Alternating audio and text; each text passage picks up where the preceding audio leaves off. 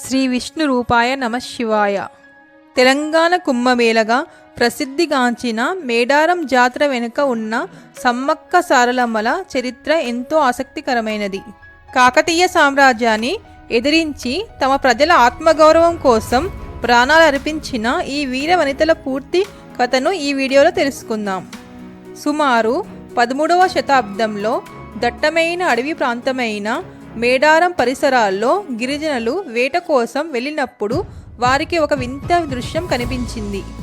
ఆ అడవిలో ఒక పుట్ట మీద చుట్టూ పులులు కాపలా కాస్తుండగా ఒక చిన్న పాప కనిపించింది. ఆ పాపకు దైవశక్తి ఉందని గ్రహించిన గిరిజన నాయకుడైన మేడరాజు ఆమెను తన ఇంటికి తెచ్చుకొని పెంచుకున్నాడు.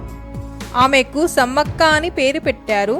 ఆమె పెరిగి పెద్దదవుతున్న క్రమంలో ప్రజలకు ఆయుర్వేద వైద్యం చేస్తూ ఆపదలో ఉన్నవారిని కాపాడే శక్తి స్వరూపినిగా పేరు తెచ్చుకుంది. మేడరాజు సమ్మక్కను తన మేనలుడైన పగడిద్దరాజుకు ఇచ్చి వివాహం జరిపించాడు. పగడిద్దరాజు కాకతీయ చక్రవర్తులకు సామంతుడిగా ఉంటూ మేడారం ప్రాంతాన్ని పాలించేవాడు. ఆ దంపతులకు 3 సంతానం కలిగారు: సారలమ్మ, నాగులమ్మ, జంపన్న. సారలమ్మను గోవిందరాజు అనే వీరుడికి ఇచ్చి వివాహం చేశారు. ఆ సమయంలో కాకతీయ సామ్రాజ్యాన్ని ప్రతాపరుద్రుడు పరిపాలిస్తున్నాడు.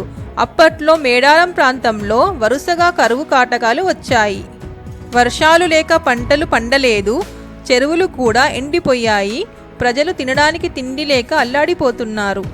ఈ పరిస్థితిలో కాకతీయ రాజు పగడితరాజును పన్ను కట్టమని ఒత్తిడి చేశాడు. ప్రజల కష్టాలను చూసిన పగడితరాజు, మా ప్రజలే ఆకలితో చస్తుంటే మీకు పన్ను ఎలా కట్టగలం అని పన్ను కట్టడానికి నిరాకరించాడు. దీనిని ధిక్కారంగా భావించిన ప్రతాపరుద్రుడు తన మంత్రి నాయకత్వంలో మేడారంపైకి భారీ సైన్యాన్ని పంపించాడు. సాంప్రదాయ ఆయుధాలు కలిగిన గిరిజనులకు మరియు అత్యాధునిక ఆయుధాలు కలిగిన కాకతీయ సైన్యానికి మధ్య భీకర యుద్ధం జరిగింది. ఇది కేవలం పన్ను కోసం జరిగిన యుద్ధం కాదు, గిరిజనుల ఆత్మగౌరవ పోరాటం. మొదట పగడితరాజు విరోచితంగా పోరాడి వీరమరణం పొందాడు. ఆ తర్వాత సారలమ్మ మరియు తన భర్త గోవిందరాజు కూడా యుద్ధంలో ప్రాణాలు కోల్పోతారు. తన తండ్రి పగడితరాజు మరణం తట్టుకోలేక కొడుకు జంపన్న శత్రు సైన్యాన్ని చీల్చి చెండాడుతూ తీవ్రంగా గాయపడ్డాడు. రక్తం కారుతున్న గాయాలతోనే అక్కడే ఉన్న సంపెంగ వాగులో పడి వీరమరణం పొందాడు. అప్పటి నుంచి ఆ వాగులోని నీరు ఎర్రగా మారిందని దానికి జంపన్న వాగు అని పేరు వచ్చింది. భర్త బిడ్డల మరణ వార్త విన్న సమ్మక్క గుండె పగిలింది. కానీ ఆమె ధైర్యం కోల్పోలేదు. యుద్ధరంగంలోకి దూకి కాకతీయ సైన్యంపై విరుచుకపడింది. ఆమె పరాక్రమాన్ని చూసి కాకతీయ సైన్యం భయంతో వణికిపోయారు. ఆమెను సామాన్య స్త్రీగా కాక సాక్షాత్తు ఆదిశక్తిగా భావించారు. అయితే శత్రువులు దొంగచాటుగా వెనుక నుంచి సమ్మక్కను బల్లెంతో పొడిచారు. తీవ్ర గాయాల పాలైన సమ్మక్క శత్రువుల చేతికి చిక్కకూడదని నిర్ణయించుకుంది. ఆమె యుద్ధభూమి నుండి ఈశాన్య దిశగా ఉన్న చిలుకల గుట్ట వైపు వెళ్ళిపోయింది. ఆమెను వెతుక్కుంటూ వెళ్ళిన గిరిజనులకు చిలుకల గుట్టపై సమ్మక్క కనిపించలేదు. కానీ అక్కడ ఉన్న పుట్ట దగ్గర ఒక కుంకుమ బరెనె మరియు ఒక నెమలి ఈక కనిపించాయి. సమ్మక్క తన శరీరాన్ని వదిలి వనదేవతగా మారిపోయిందని గిరిజనులు నమ్మారు. అప్పటి నుంచి తల్లి రక్షించు అని కోరుకున్న ప్రతి ఒక్కరిని ఆ వనదేవతలు కాపాడతారని భక్తుల నమ్మకం.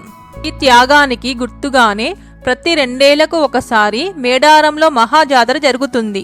కన్నెపల్లి నుండి సారలమ్మను గద్దెపైకి తీసుకొస్తారు. చిలుకల గుట్ట నుండి సమ్మక్కను కుంకుమ బరెనె రూపంలో గద్దెపైకి తెస్తారు. పునుగొండ్ల నుండి పగడిద్దరాజును, కొండాయి నుండి గోవిందరాజును తీసుకొస్తారు. సమ్మక్క సారలమ్మల జీవితం కేవలం ఒక చరిత్ర కాదు, అది తరతరాలకు నిలిచిపోయే అలుపెరగని పోరాట స్ఫూర్తి. బలమైన కాకతీయ సామ్రాజ్యాన్ని ఎదిరించి తమ ప్రజల ఆత్మగౌరవం కోసం, అడవి బిడ్డల హక్కుల కోసం ప్రాణాలు అర్పించిన ఈ తల్లి కూతుర్లు మరణం లేని మహామనుషులుగా చరిత్రలో నిలిచిపోయారు. మేడారం జాతరలో పాటించే ఆచారాలు చాలా ప్రత్యేకంగా ఉంటాయి. ఇక్కడ భక్తులు చేసే పూజలు గుడిలో చేసే వాటిలా కాకుండా ప్రకృతికి దగ్గరగా గిరిజన సాంప్రదాయం పద్ధతిలో ఉంటాయి. జంపన్న త్యాగానికి గుర్తుగా జంపన్న వాగులో స్నానం చేస్తే పాపాలు పోతాయని, రోగాలు నయమవుతాయని భక్తుల నమ్మకం. మేడారం జాతరలో అత్యంత విశిష్టమైన ఆచారం ఇక్కడ బెల్లాన్ని బంగారం అని పిలుస్తారు. భక్తులు తమ బరువుకు సరిపడా బెల్లాన్ని తూకం వేస్తారు. దానినే తులాభారం అంటారు. ఆ బెల్లాన్ని తలపై ఎత్తుకొని వెళ్ళి అమ్మవార్ల గద్దెల వద్ద సమర్పించి ప్రసాదంగా పంచుతారు. కష్టాలు ఉండి అమ్మ అని పిలిస్తే చాలు అండగా నిలబడి కాపాడే వనదేవతలు మన సమ్మక్క సారలమ్మలు. Thank you for watching my video. ఈ వీడియో కనుక మీకు నచ్చినట్టయితే ఈ డివైన్ తెలుగు భక్తి ఛానల్ని లైక్, షేర్ అండ్ సబ్స్క్రైబ్ చేయండి. శ్రీ మాత్రే నమః.